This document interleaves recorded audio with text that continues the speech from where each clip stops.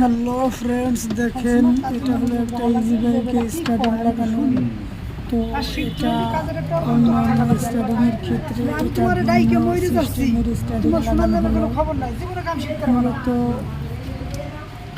গাড়িওয়ালারা যেভাবে আমাকে বলে সেই সিস্টেমে অনুযায়ী আমার স্টার্টিং লাগানো লাগে, কারণ সবার সুযোগ সুবিধা তো একরকম হয় না।